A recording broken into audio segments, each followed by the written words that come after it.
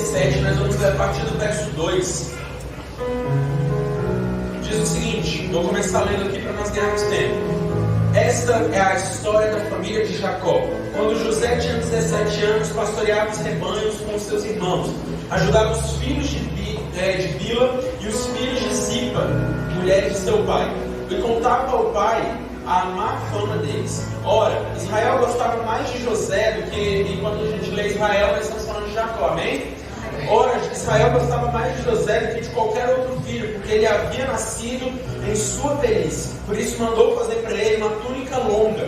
Quando os seus irmãos viram que o pai gostava mais dele do que de qualquer outro filho, odiavam-no e não conseguiam falar com ele amigavelmente. Certa vez, José teve um sonho e quando contou a seus irmãos, eles passaram a odiá-lo ainda mais. Ouça o sonho que eu tive, disse-lhes. Estávamos amarrando os feixes de trigo no campo, quando o meu feixe se levantou e ficou em pé, e os seus feixes se ajuntaram ao redor do meu e se curvaram diante dele. Seus irmãos lhe disseram, então você vai reinar sobre nós?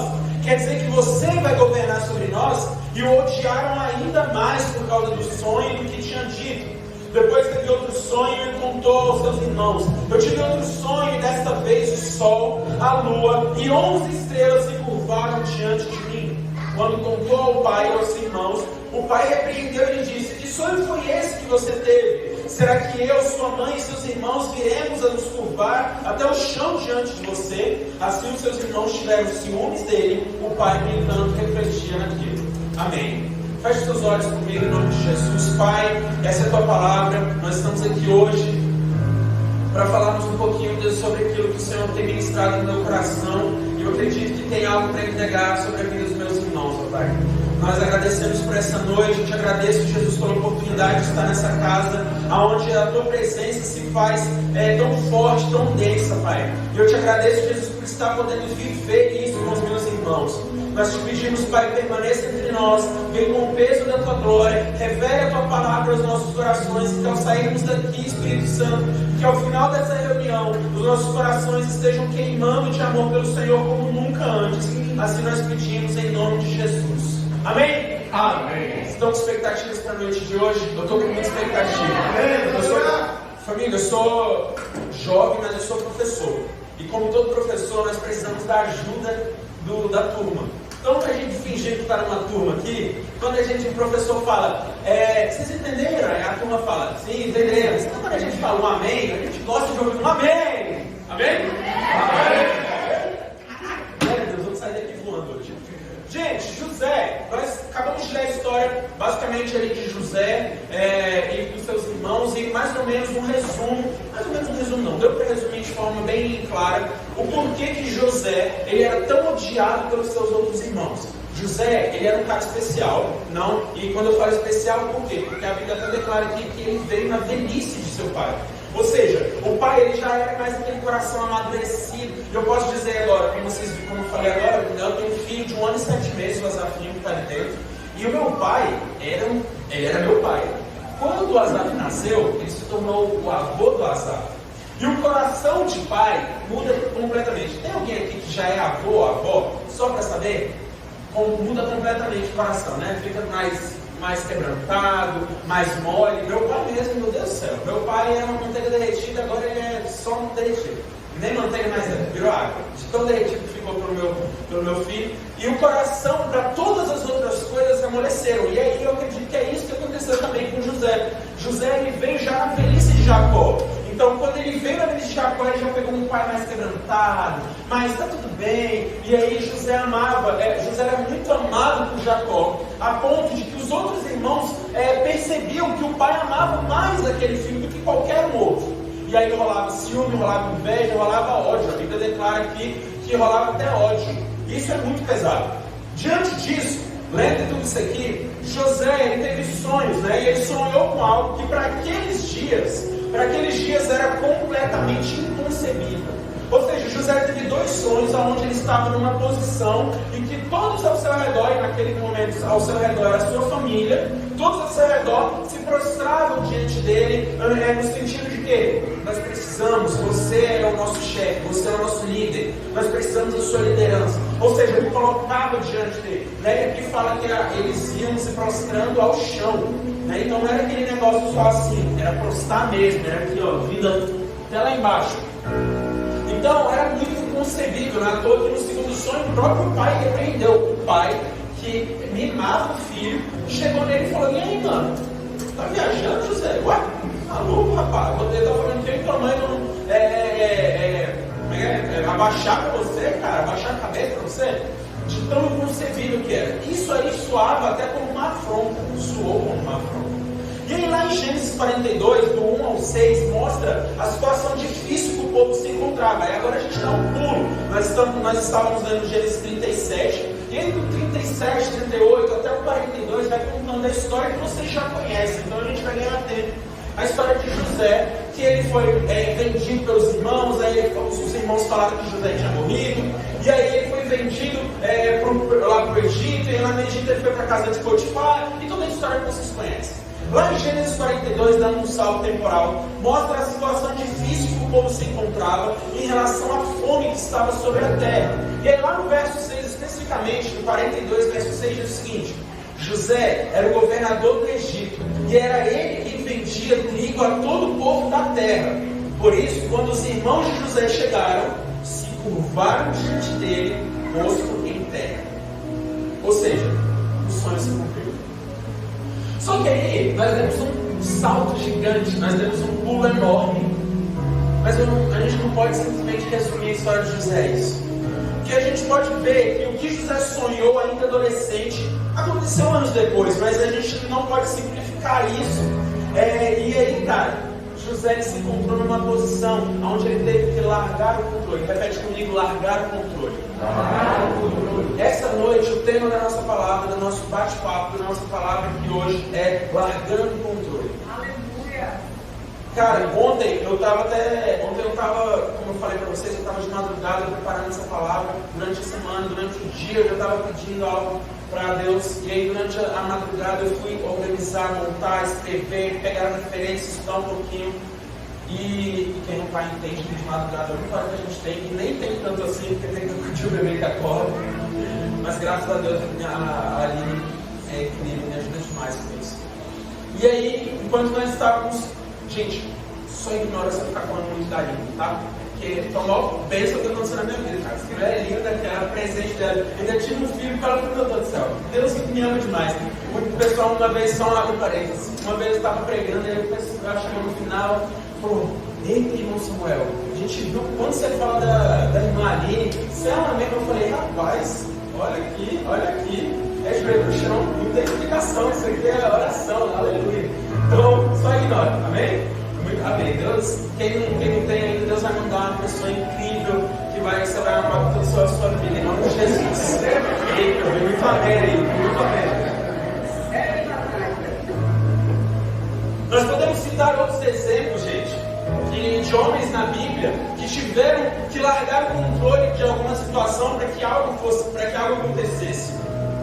Davi, ele foi ungido rei, ainda adolescente, mas ele teve que correr de Saul por muito tempo para não morrer, amém? Todo mundo conhece essa história? Ele por muito tempo ele teve que correr de Saul para não morrer. Aí depois que ele teve que correr, não em ordem, né? Não estou falando em ordem dos acontecimentos, mas ele teve que lidar com a rejeição da família. Afinal de contas, no momento em que ele é ordenado, que ele é ungido rei, antes dele ser ungido, o pai dele tinha acabado de esquecer dele, né? Vocês conhecem a história? Samuel chega e pergunta: me dá atrás todos os seus filhos. Aí Jessé mostra, e aí Deus fala para Samuel: não é esse. Aí Jessé fala: acabou os filhos. Aí Jessé: lembrei, tem um lá, um menino velho lá. E aí era o tal do menino velho que era o rei que Deus queria. Então, ou seja, ele lidou com rejeição da família, ele teve que lutar sozinho contra o gigante. E o gigante que amedrontou todo um exército perdeu por um cara que foi sozinho, mas ele entendia que dentro dele estava o Senhor dos exércitos. E aí, mas Davi passou por todas essas coisas, e ele já era ungido rei. Se Davi, vamos combinar, gente, Davi era adolescente, a gente sabe que adolescente, uma das características, infelizmente, é que um adolescente é meio consequente. Davi podia meter o louco e chegar e falar: Saul, tu não toca o dedo em mim, eu sou o rei, se tu tocar, tu tá ferrado. Não é verdade? Mas eu consigo visualizar a cena de Saul, de Davi chegando grandão para aloprar com a cara de Saul e falar: então, ó, tu aí quer ser grandão, mas eu tomei teu lugar. Caraca, eu consigo visualizar um adolescente fazendo isso. Mas Davi, ele não fez isso. Ele preferiu passar por todo o processo de largar o controle da sua vida. Ou seja, existe beleza no momento em que eu largo o controle. Existe um propósito de Deus no momento que eu largo o controle da minha vida. Quando eu largo o controle, significa que o quê? Deixa eu pegar aqui esse cadeado, só para vocês poderem visualizar melhor. Com licença. Quando eu largo o controle da minha vida, significa, imagina isso aqui é um controle, tá? Vamos usar a criatividade. Quando eu largo o controle da minha vida, significa que aquilo que antes estava no meu bolso e que a qualquer momento eu podia pegar e definir qual eram os próximos passos, quando eu largo o controle da minha vida, eu entrego na mão de Deus. E não é largar, deixa a vida me levar, igual o missionário Zeca Pagodinho diz, não, meu misericórdia, irmão. Não é largar o controle, não, é entregar na mão de Deus. É você colocar aqui na mão de Deus e falar: ó, tá na sua mão. Isso é largar o controle. Largar não é soltar o controle aqui e falar: ó, quem quiser pegar, não. Porque quem quiser pegar, você solta para baixo, quem está embaixo, você já sabe quem é, né? Então vamos lá. Levanta a mão para o céu, entrega o controle na mão de Deus. E existe um processo de beleza nisso, cara. Como eu estava falando agora, eu falei de uma forma humorada, mas é verdade. Em 2016, eu estava.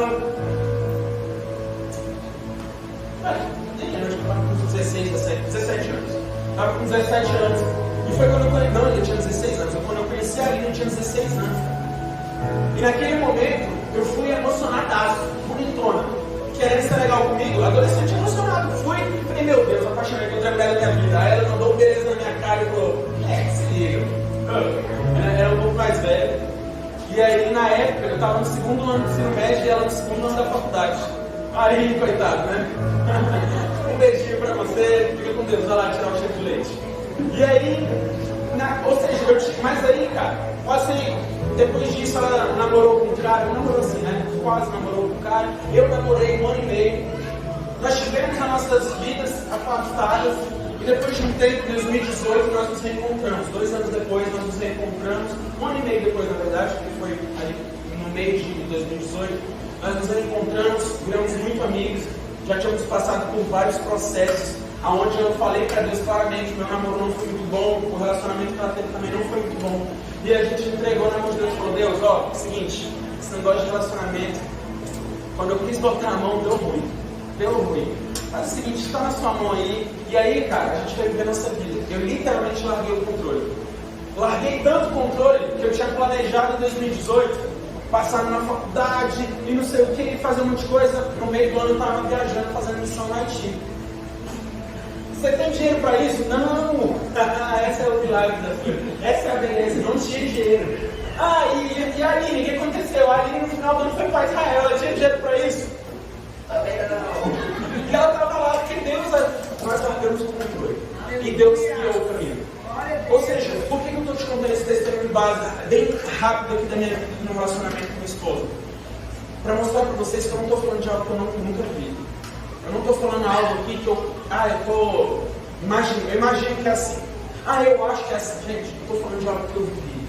Todos os dias, eu até comentei ontem com alguns amigos, me mandaram mensagem para essa multa, tá tudo certo. Tem amigos que te conectam a Deus, te aproximam de Deus. Mandaram mensagem para mim ontem, amigos: amigo, tá tudo bem, estamos orando por você, amanhã você vai estar lá ministrando na igreja, amigos lá da igreja, da minha igreja local. Deus abençoe e tal, tá tudo bem. Eu falei: mano, é muito engraçado, porque Deus mandou pregar exatamente o que Ele está falando para mim. Então, como eu falei para vocês, larguei o controle, aí às vezes eu quero pegar de novo, aí Deus fala: e aí, mano, não viu que tá errado? Então tá bom. Aí as pessoas começam a querer caminhar para o lado errado, aí Deus puxa, ela volta, larga o controle, deixa que eu guio. Então, mais uma vez, estou dando esse testemunho, pessoal, para vocês entenderem que não é algo que eu nunca fiz. É algo que eu vi. E eu posso ser o maior prova aqui para vocês.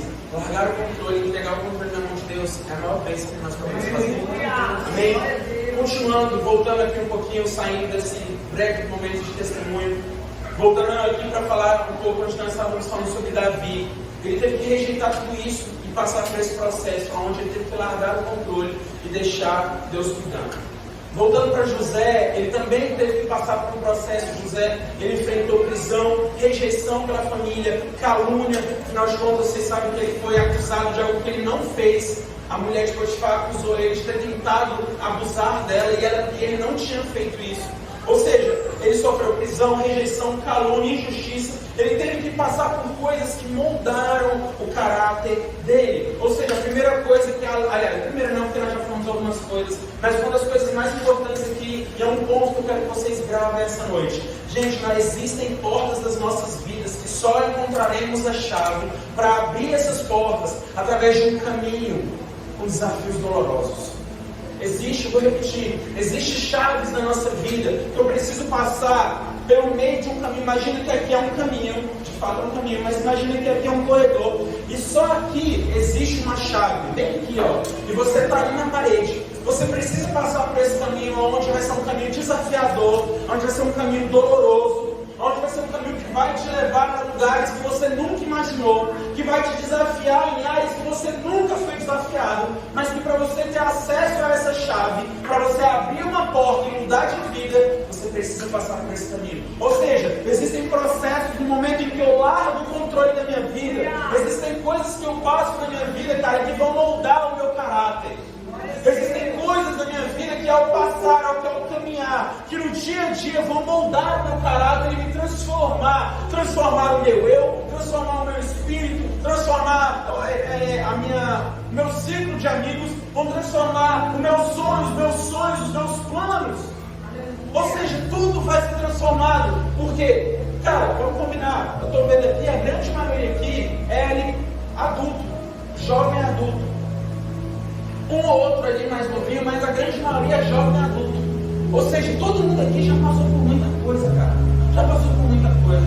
E eu tenho certeza que se eu perguntar aqui vai ser unânime. Quem aqui mudou de 5 anos pra cá? Levanta a sua mão. Cara, 5 anos. Eu não coloquei uma data longe. 5 anos foi um dia desse. 5 anos foi um dia desse. Eu lembro exatamente como eu estava 5 anos atrás. Estava planejando meu casamento. Pobre, sem dinheiro nenhum, Deus honrando, graças a Deus.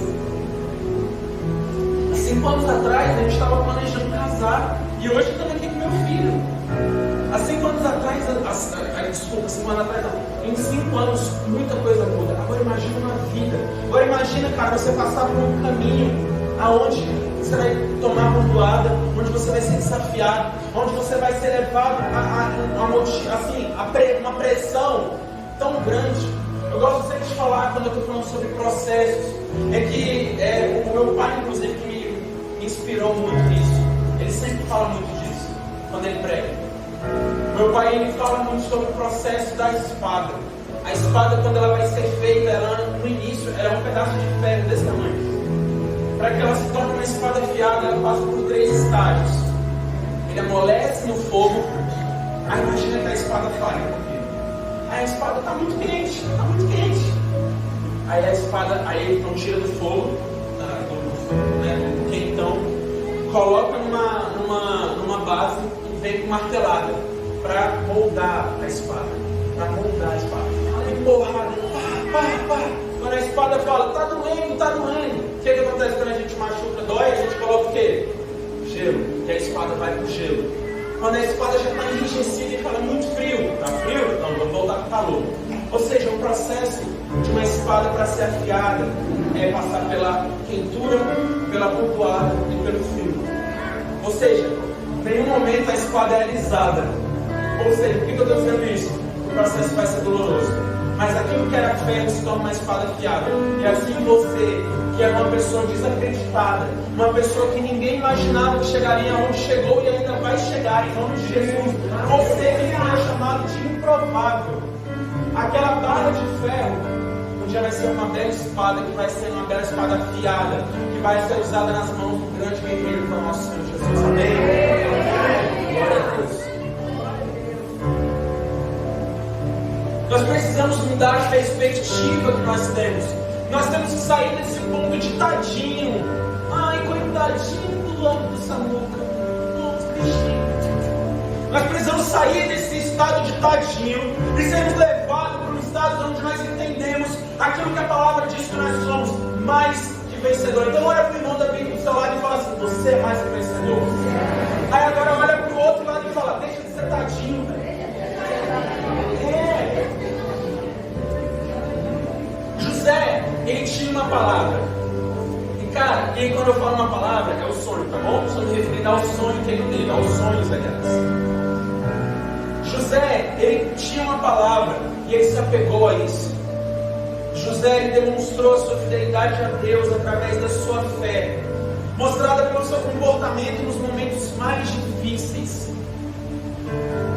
Pessoal, quando nós entregamos o controle da nossa vida, é a mesma coisa de quando eu estou dirigindo um carro. Eu pego, por exemplo, eu vim dirigindo, eu moro aqui em Samambaia, bem pertinho de vocês. Vim aqui, quando eu cheguei, vim em Samambaia, é como se eu largasse no meio da estrada, da BR, eu desligo o carro, gosto do acostamento e falo para minha esposa: eu gosto do carro aqui. A partir daquele momento, o carro está sob o controle dela. A partir daquele momento, nada que eu faça, mas eu acho que é melhor você fazer isso, é melhor você dirigir, é melhor você acelerar, é melhor você frear. Vai adiantar eu falar? Porque quem está com a mão no controle é ela. E é assim com a nossa vida. Ou seja, quando eu estou com o controle nas minhas mãos, eu que defino para onde eu vou, eu que defino o que eu faço, eu que defino as ações que vão vir, e eu que defino aonde eu quero chegar. Só que vamos combinar? Nosso Senhor sabe muito mais do que a gente, amém? Quando eu largo o controle da minha mão, quando eu largo o controle da minha vida e entrego o controle da minha vida na mão de Deus, a partir daquele momento, se Deus quiser acelerar, meu irmão, vamos virar o Dominique Toretto do Velozes e Furiosos. Mas se Deus quiser ir devagar, você vai ter que ir no passo da tartaruga. E você vai reclamar com Deus aí que você se vira, beleza? Eu vou ficar aqui no meu lugar. Se você quiser reclamar, um grande abraço, boa sorte. E um beijo, você traz ferrado. Cara, quando nós entregamos o controle, quando nós, imagina agora, vamos usar esse exemplo do carro. Quando eu entrego o controle, cara, meu Deus, quando eu coloco, eu tenho uma palavra. Quantos daqui, cara, eu não quero que você levante a mão para, enfim, eu não precisar, mas quantos daqui já receberam palavras de definindo, falando, tanto pro negativo quanto pro positivo, falando: cara, você não vai ser nada, você vai ser um lixo, você vai ser uma porcaria, tua vida vai ser nada, tua vida vai ser raiz quadrada de zero. É isso aí, meu irmão, o cara tem que ser inteligente para entender que não vai ser nada. Caraca, cobrar muito da pessoa. Quantas vezes você já recebeu, mas também quantas vezes nós já recebemos palavra aqui na igreja. Aqui na igreja, quantas vezes os seus pastores já chegaram e falaram: a sua semana vai ser abençoada, a sua vida vai ser transformada, a sua vida nunca vai ser a mesma, você vai passar de improvável para muito mais do que é possível, como uma evidência. Sabe aquele negócio de que antes não ia acontecer, não tinha a menor condição, e agora é impossível não acontecer? Essa é a mudança de perspectiva, mas só pode viver isso aqueles que tiram o controle da mão e entregam o controle de quem sabe para onde está levando. O Senhor sabe para onde está nos levando. Cara, eu não sei vocês, mas eu estou sentindo muito forte a presença do Senhor. Quem tem uma palavra de Deus tem tudo. José tinha tudo nas mãos. Ele tinha um sonho. José, ele sonhou com algo. E ele tinha tudo nas mãos. José tinha tudo. Às vezes você já sonhou com algo.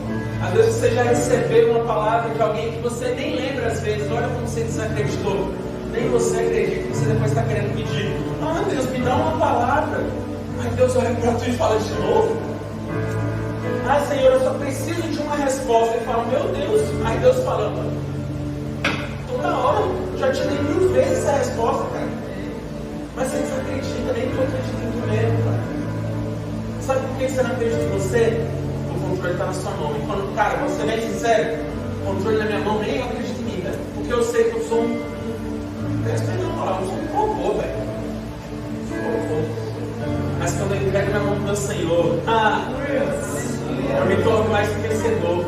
Por quê? Porque não sou eu mais quem vive, mas Cristo vive em mim. E a partir daquele momento que o controle não está na minha mão, Ele vai me levar para onde Ele quiser. Jesus não vai me levar para qualquer lugar. Ele vai me levar, cara, qualquer lugar com Jesus vira o lugar. Qualquer situação com Jesus vira a situação. A galera todos os dias passava por um cego no canto e todo mundo sabia que aquele Zé era um cego. De repente, um dia, uma situação que era normal passar e o cego ficar gritando: cadê o Messias? Cadê o Messias? Até um dia que ele soube: Jesus está passando aqui. E aí ele gritou: Jesus, filho de Davi, tem compaixão de mim. Ou seja, não era mais um dia. Todos os dias sem Jesus era um dia qualquer, mas aquele dia se tornou o dia de mudança de vida, o dia de transformação, o dia de uma nova vida. Cara, olha o nome da igreja de vocês: Reviver Profético. Meu Deus, eu acredito muito nisso. Não tem como você viver uma vida antiga se você quer reviver. Amém? É óbvio, chega a ser até bom, né? Falando às vezes, cara. Existe uma beleza quando nós temos uma palavra de Deus. Porque quando nós temos uma palavra de Deus, nós temos tudo. Quando eu tenho uma palavra de Deus, eu tenho tudo. Você não precisa de mais nada. Se você tem algo que Deus te entregou, você não precisa de mais nada se você tem algo que Deus te entregou. Como eu falei, um dia normal, sem Deus, um dia normal. Mas um dia com uma palavra de Deus é um dia transformador. É um dia de mudança, um dia de cura, um dia de restauração, um dia de nova vida, um dia de reviver. E aí, Davi mostra isso com excelência. Até assumir o reinado, ele foi paciente e agiu de uma forma que agradava a Deus. Afinal de contas, quando nós lembramos de Davi, muitos tentam lembrar de Davi como um pecador. Mas Davi lembra de Deus, mas Davi é lembrado por Deus como quem? O homem segundo o coração de Deus. Quando Davi botou o controle na mão dele, fez besteira. Não quero entrar muito na história aqui, mas em resumo, para quem não está entendendo muito bem, todos os reis naquela época saíam dos seus palácios e iam para a guerra. Davi ficou. No momento que ele ficou, ele falou: vou dormir um pouquinho mais tarde. Ficou até mais tarde assistindo Netflix. Aí ele dormiu, acordou muito cansado. Aí falou: vou tomar um café. E sentou na varanda. Quando sentou na varanda, viu uma mulher tomando banho. Aí, meu irmão, a vida não se lascou. Por quê? Porque ele botou a mão no controle. Aí, o que aconteceu? Uma pancada de coisa ruim aconteceu por causa dessa decisão dele. Galera, por que eu estou falando isso? Quando eu decidi colocar a mão no controle que já não era meu, as coisas vão desandar. Você já entregou o controle na mão de Deus? Amém, deixa. Porque se você pegar de volta, vai azedar o caldo. Vai ficar ruim o negócio. Vai ficar ruim. Porque o controle é, cara. Qual é o seu nome então? Oi? O Jonathan. O Jonathan vai ser Deus aqui. Esse olho claro, bonito pra caramba, viu, Jonathan? Aqui, ó. Chega aqui. Entreguei o controle na mão de Deus. Está na mão de Deus o controle. Está aqui. Se eu pego o controle, é como se eu fizesse assim, ó. É como se eu tomasse. E aí você toma o controle da mão de Deus, você acha que as coisas vão ficar boas? Muitas vezes o espírito de ingratidão e ansiedade vem sobre as nossas vidas e nós não conseguimos nos apegar a algo que Deus já nos entregou. E aí a gente volta, e aí eu mais uma vez quero repetir, a gente volta e fica naquela mendigagem. E eu quero usar essa palavra forte mesmo, porque a gente fica numa mendigagem por algo que Deus já nos entregou. Ai Deus, olha, no dia que vier outro pregador que não Samuca, porque tem alguém melhor. No dia que vier alguém, um Samuca, cara, olha, meu Deus, pronto, vou usar o exemplo aqui. O pastor André Fernandes da Lagoinha, a grande maioria que conhece, homem de Deus, vai pregar aqui em Brasília. Cara, eu preciso ir lá, porque tem algo de Deus para minha vida. Meu irmão, amém, mas o seu pastor não tem não, né? Ah, não, amém, cara. Eu acredito muito em nós irmos, honrarmos o que Deus tem carregado, o que Deus tem derramado através da vida dele. Eu também vou. Mas o que não dá, gente, é pra gente ficar mendigando para o que Deus já nos dá. E mais uma vez, só mendiga por algo que já tem quem está com o controle na mão. Por quê? Porque eu fico querendo chegar em lugares na força do meu braço. Eu fico querendo alcançar situações, posições, lugares, pessoas com o controle na minha mão, e nunca vai acontecer. Isso não vai acontecer. Que esse espírito de ingratidão e ansiedade bata em retirada do nosso meio, em nome de Jesus. Precisamos confiar. Quando nós nos pegamos num cenário como esse, nós precisamos acordar imediatamente, largar o controle das nossas vidas. Nós nunca vamos querer sofrer. Nós nunca vamos querer passar por injustiças como José passou. Nós nunca vamos querer sofrer calúnias como José passou. Mas se depender da gente, da nossa natureza humana, nós nunca vamos entrar em situações que nos colocam numa posição de ser desafiado. Sabe por quê? Porque o desafio nos tira da zona de conforto. O desafio ele nos leva a lugares que doem, mas eles moldam o caráter. Lembra da espada? Tá quente, tá frio, tá doendo, tá quente, tá doendo, tá frio. É fogo, é bigorna, é água gelada. Mas no final tem uma espada afiada. Cara, tá doendo, continua. Larga o controle, mas não toma o controle da mão de Deus.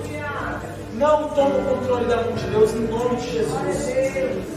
Se você deixar o controle na sua mão, se você deixar o controle, a direção da sua vida na sua mão, você nunca vai crescer. Porque por nós, a gente sempre vai ficar no lugar manso. A gente sempre vai ficar no lugar tranquilo. A gente sempre vai ficar no lugar onde eu não sou desafiado. Porque a gente, vamos combinar, ser desafiado é ruim, cara. Porque a gente nunca é desafiado daquilo que a gente é bom.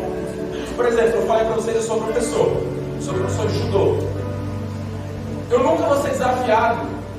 Eu faço judô desde os 10 anos, eu faço 25 esse ano. Então vamos colocar que eu tenho 15 anos de judô, eu nunca vou ser desafiado. Nossa, o meu desafio hoje é lutar contra um menino de 6 anos faixa branca. Não existe esse desafio.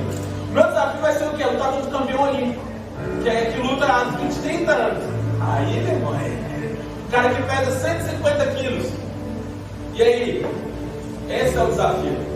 São coisas que vai nos doer, que vai nos desafiar, que vai nos levar a lugares onde eu vou precisar treinar, onde eu vou precisar confiar que uma força além da minha vai tomar conta de tudo. Vemos personagens bíblicos que passaram por momentos difíceis até assumirem o que Deus prometeu, e eles tiveram que largar o controle, tiveram que apenas confiar em Deus. E eu quero te trazer uma boa nova essa noite. Confiar em Deus não é apenas, é tudo. Confiar em Deus não é apenas, é tudo. Ah, você faz o quê? Estou só confiando em Deus. Não, você não está só confiando em Deus, você está confiando tudo em Deus. Isso é tudo. Não é, eu estou confiando em Deus. Eu estou confiando em Deus. Existe um poder, existe algo de Deus. Existe uma porção especial para aqueles que largam o controle e entregam na mão de Deus. Por quê? Porque quando eu me coloco numa posição, lembra do tadinho que você mandou o irmão do lado falar, deixa de ser tadinho. Quando eu saio dessa posição, aliás, quando eu estou nessa posição de tadinho, quando eu estou nessa posição de chegar e falar, está nas mãos de Deus. Como é que está a sua vida? Está na mão de Deus. Você fala como se você tivesse colocado sua vida na mão do mundo. Caraca, velho. Do pior da pior pessoa do mundo. Tu fala como se tu estivesse colocando a tua vida na... Olha a diferença. Como é que está a sua vida? Está nas mãos de Deus. Está na confiança de Deus. Ei. Eu confiei em Deus. E ó, não tem mais o que fazer. É Deus e nada mais. Você está bem com isso? Meu irmão, tem alguém melhor para guiar minha vida do que me criou? Tem alguém melhor para construir? Tem alguém melhor para dirigir um carro do que aquele que construiu, que criou o carro? Tem alguém melhor para mexer no iPhone do que o Steve Jobs, que criou o iPhone? Se a gente segue essa base, se a gente segue esse entendimento, a gente chega num ponto, ninguém melhor para guiar a nossa vida do que aquele que nos criou. Ele sabe chegar nos lugares onde você não sabe. Ele sabe até onde você dá conta. Se eu peço perdão, eu falhei agora com a minha memória, não lembro se é 1 ou 2 Coríntios. Mas em algum desses dois fala sobre o Senhor não confia na gente algo que a gente não possa cumprir. O Senhor não nos desafia em coisas que a gente não pode cumprir. O Senhor não nos dá fardo que eu não posso carregar. Ou seja, larga o controle, pode ficar tranquilo. Ah, mas está pesado pra caramba. Mas se Deus confiou, meu irmão, você dá conta. Sabe por que eu não sei fazer isso? Sabe sim, se Deus colocar na tua mão, vai embora. Faça.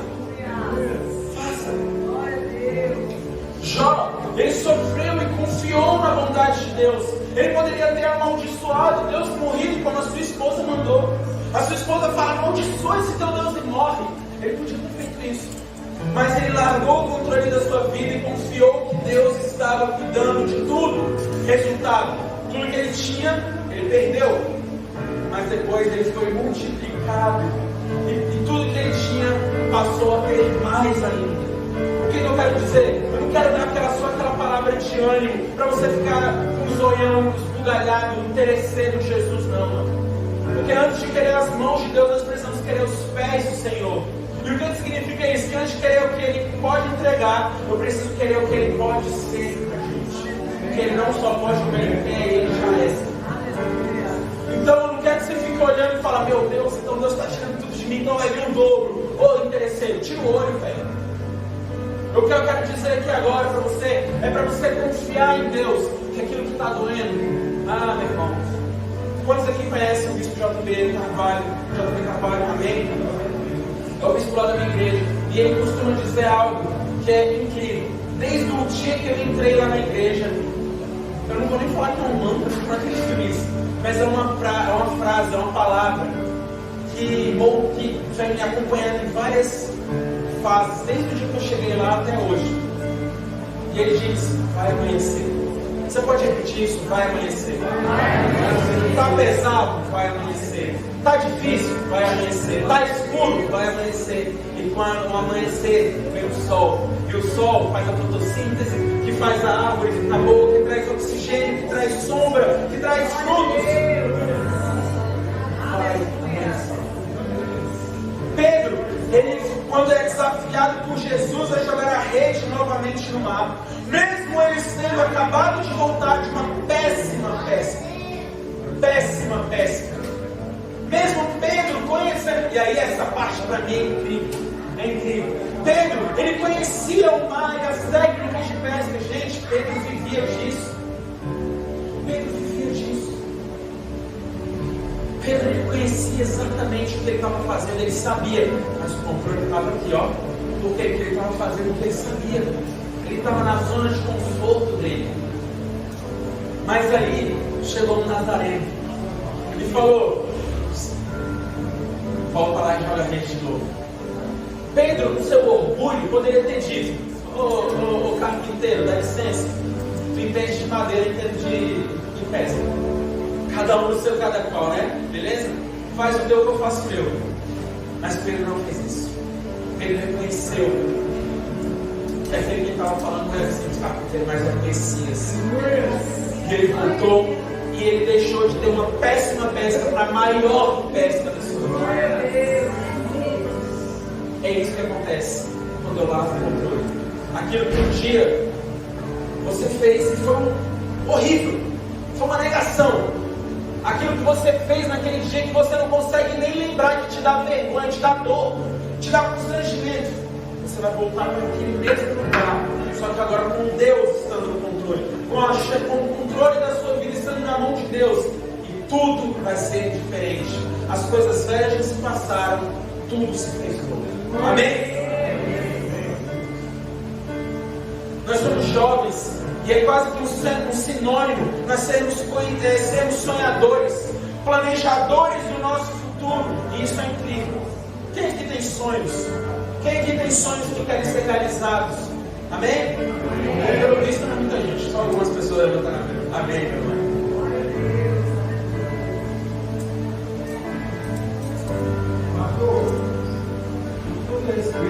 Amém. Posso continuar falando aqui? Já a gente troca ideia. Nós somos jovens e é quase um sinônimo nós sermos sonhadores. Eu perguntei aqui, alguns levantaram a mão, mas eu acredito que mais de vocês, todos nós temos sonhos, temos projetos. tiver seus planos para alcançar, para realizar. E sonhar com algo, desejar algo, querer muito algo e lutar por isso é maravilhoso, cara. É maravilhoso. Quando eu sonho com algo de olhar para aquilo e falar, meu Deus, olha, eu vou trabalhar para ter aquilo. Cara, nossa, eu vou. Fernando, quando o Senhor olhou esse lugar físico, ele não era desse jeito, mas o Senhor tinha uma palavra e o Senhor visualizou e ninguém viu. E hoje todo mundo usufrui de algo que o Senhor testou. O Senhor correu atrás, amém? O Senhor sabe como ninguém. E eu falo agora como filho de pastor que começou várias igrejas. Quanto o Senhor abdicou para poder ter isso aqui, essa coisa linda hoje? Ter um instrumento legal, ter um microfone legal, ter cadeiras confortáveis, ter um piso legal, como o Senhor sabe.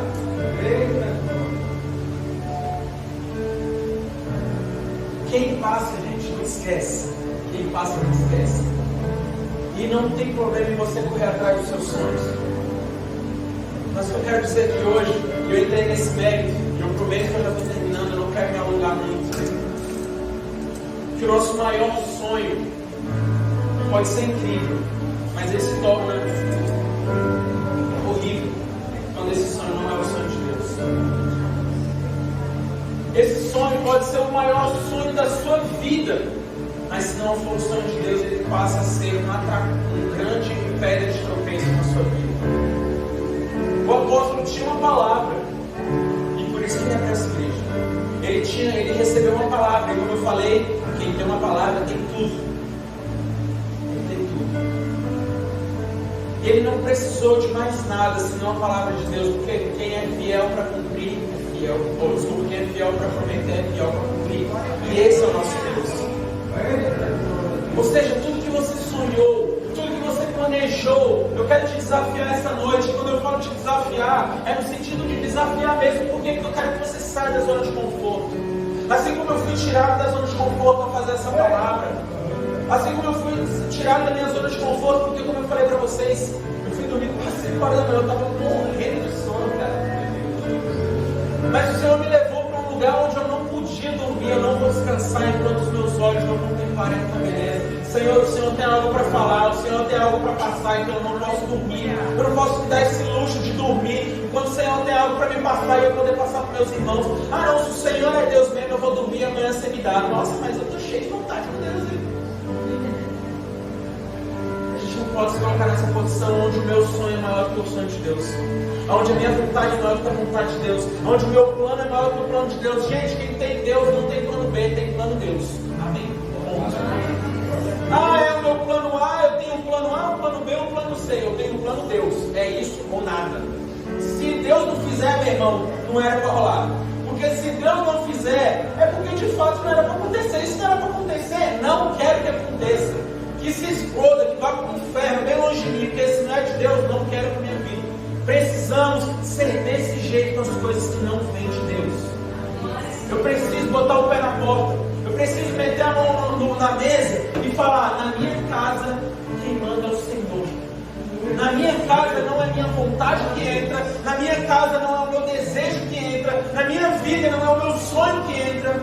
Na minha vida quem decide, quem planeja, quem cumpre, quem planta, quem realiza, quem faz tudo é o Senhor. É assim que as coisas têm que ser. O nosso maior sonho tem que ser sonhar os sonhos de Deus. E eu quero te convidar nesse momento a fechar os seus olhos. Tem mesmo, não precisa apagar a luz, nós vamos refletir algo. Eu quero agora nesse momento que você sonhe. Aliás, sonhe não, lembre de um sonho. Comece a lembrar agora de um sonho incrível que você tem, de algo, um plano, um projeto que você tem na sua vida, cara. Algo assim que você olha assim e fala, meu Deus, isso aqui é o maior sonho da minha vida. É o maior plano. Gente, pode ser tudo, pode ser viajar, pode ser morar fora, pode ser estudar, pode ser um carro, uma casa, sei lá. Você sabe o seu maior sonho. Não tem problema de ser coisa física. Você sonha com isso. E agora que você lembrou, eu quero te perguntar, ainda de olhos fechados. Esse sonho se alinha com o sonho de Deus para a sua vida? Se a sua resposta for sim, amém, lute, gaste a sua vida por isso. Agora, se a sua resposta for não, quero te trazer uma notícia. Esse sonho acabou de se tornar uma pedra de tropeço na sua vida. Uma coisa é você não saber, agora você sabe. O Senhor já te trouxe revelação. Meu povo perece por falta de conhecimento. Não é o caso, vocês não têm mais falta de conhecimento. O Senhor trouxe luz. Se esse sonho se alinha com os sonhos de Deus, gasta a sua vida nisso. Mas se não se alinha, beijo, tchau, um abraço, manda para longe. E agora eu quero mais ainda com seus olhos fechados. Você estava agora pensando no seu sonho, agora você refletiu se esse sonho se alinha com a vontade de Deus. E agora eu quero perguntar, ainda com seus olhos fechados, reflita sobre isso. Você sabe qual é o sonho de Deus para a sua vida? Se você não sabe, provavelmente você não perguntou. E se você perguntou e não teve resposta, é porque o Senhor ainda não te vê como um amigo. Porque os amigos de Deus conhecem o coração de Deus. Meus irmãos, essa noite eu quero te convidar em nome de Jesus a você buscar a amizade do Senhor mais do que tudo. E quando você se torna amigo do Pai, quando você se torna amigo do Senhor, você não tem mais vontade nenhuma de guiar a sua vida, porque você vê o que o seu amigo pode fazer.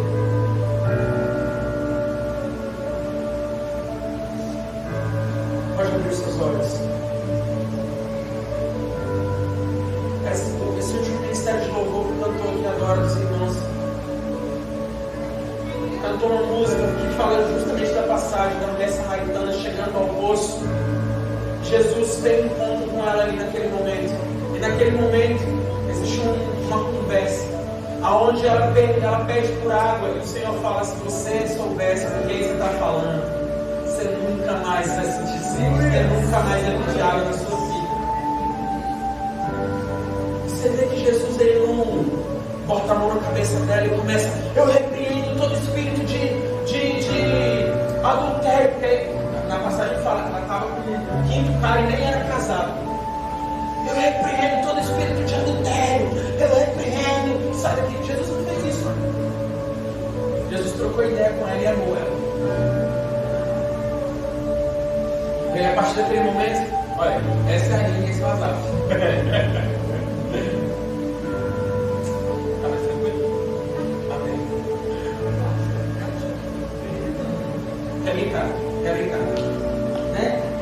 Fala amém.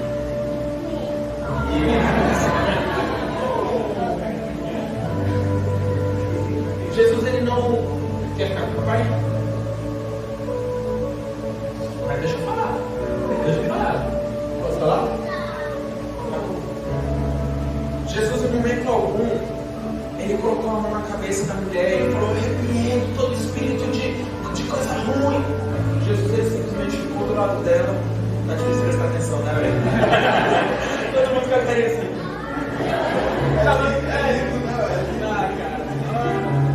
Graças a Deus, né?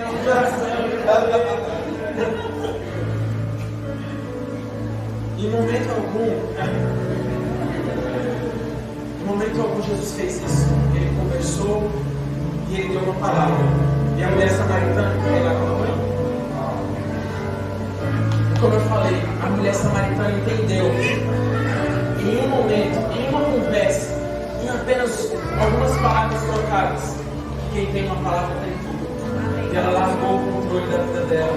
E ela saiu gritando: eu conheci o Messias. Eu conheci aquele que vai me saciar. Eu nunca mais vou ter sede. É isso que acontece quando eu entrego o controle na mão de quem de fato sabe o que está fazendo. O controle na sua mão se torna um martelo, aonde você está com um vidro na frente. Desculpa, vidro não, um carro na frente. Se você pega um martelo e tenta ligar um carro, você vai destruir o carro. Por isso que eu estava lá atrás, vocês viram? Vamos me dar o carro, amém, né? Amém. você pega um martelo e tenta ligar o carro, cara, não vai dar certo. Agora, quando você pega uma chave e liga o carro vai te levar a lugares que você nunca visitou antes. E por mais bobo que seja esse exemplo, ele diz muito sobre a chave que está na minha mão, que se torna um martelo, e a chave na mão de Deus se tornando de fato uma chave. Algo que vai transformar a sua vida, te levar em lugares que você nunca visitou antes, te levar em lugares que você nunca foi antes, fazer coisas que você nunca fez antes. Quando eu entro numa nova, lembra que eu falei que existem caminhos que você precisa passar, e existem caminhos que você vai chegar, onde a chave está bem aqui, mas eu preciso passar por muita dor, por muito sofrimento, por muita coisa, por muita provação, por muito monte de caráter até pegar essa chave. Mas quando eu abro a porta, do outro lado tem um poço, e nesse poço eu vou conversar com meu Jesus. Cara, imagina, vamos abrir um pouquinho aqui, entrar um pouquinho nessa história. A mulher samaritana, todo mundo, naquele tempo todo mundo sabia sobre a vida de todo mundo. A mulher samaritana, ela estava andando numa realidade onde todo mundo sabia do passado de relacionamentos dela. Era uma mulher envergonhada, amargurada, até pela forma. Se você não consegue visualizar bem, eu não estou falando que The Chosen é a Bíblia, viu? Mas é a Bíblia. Estou falando para você visualizar melhor o que está escrito na Bíblia. Então, mano, olha que abre parênteses. Nossa, achei incrível quem assistiu o último episódio quando lançou a terceira temporada. Agora lançou a quarta, né? Quando lançou a terceira. Que incrível! Mano, não dá spoiler não. Eu falei, irmão, esse seu comentário diz muito sobre você. Você vergonha, vai ler a Bíblia. Então não é para assistir The Chosen e falar que fez devocional, amém? Você lê a Bíblia, quero visualizar, quero poder entender melhor. Quero que você assiste. E lá tem um episódio da mulher samaritana. E você visualiza, cara, afeição de tristeza, de amargura. No texto você consegue sentir essa amargura dela, de falar assim, mano, o que você está fazendo aqui? Judeu e samaritano nem troca ideia. Para de pensar comigo. A amargura na fala dela, porque é uma mulher pesada, mulher carregada, sofreu pra caramba. Mas aí no final ela sai. Eu sei, Jesus! Aleluia, minha vida mudou. Imagina ela saindo rindo e chega na cidade, é todo mundo mano. Doido, virou. Foi buscar água e encontrou alguma erva no caminho. E aí, eu quero terminar. Eu quero te convidar, a equipe de louvor pode subir, você pode ficar de pé.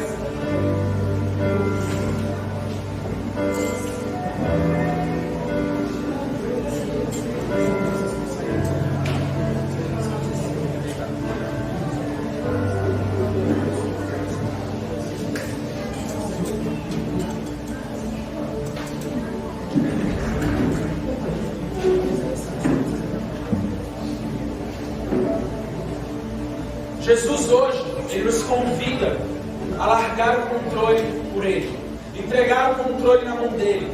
Você pode achar que você entende melhor da situação, você pode achar que esse lugar de dor que você está passando hoje é eterno. Mas não, gente, Jesus Ele sabe como resolver tudo isso. Confie no Senhor, largue o controle. Largue o controle. E talvez você tenha entrado aqui hoje com a cabeça cheia de planos, cheia de sonhos, e o Senhor hoje só te pede, confia em mim, entrega nas minhas mãos. Imagine Jesus fazendo assim, ó. Tenho moral de confiar no sonho mais precioso na minha mão? Você tem coragem? Tem coragem? Talvez você tenha entrado aqui hoje com a cabeça cheia de sonhos, planos, desejos, e o Senhor só apenas pede que você entregue tudo nas mãos dEle. Largue o controle da sua vida. Se deixe ser guiado por aquele que criou você e sabe exatamente quais são as suas maiores potências. E essas potências vão ser ainda mais potencializadas. Porque, como eu falei, um carro na mão do Criador, o carro vai até lugares inacreditáveis.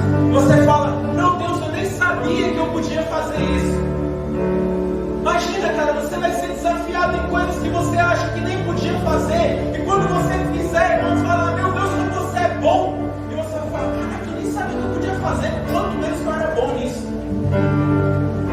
Você vai ser potencializado quando você entregar o controle da sua vida na mão de Deus. E eu não quero que essa palavra aqui fique parecendo aquela palavra de, com todo respeito, para amigos muito incríveis, que são pessoas que eu admiro, que são.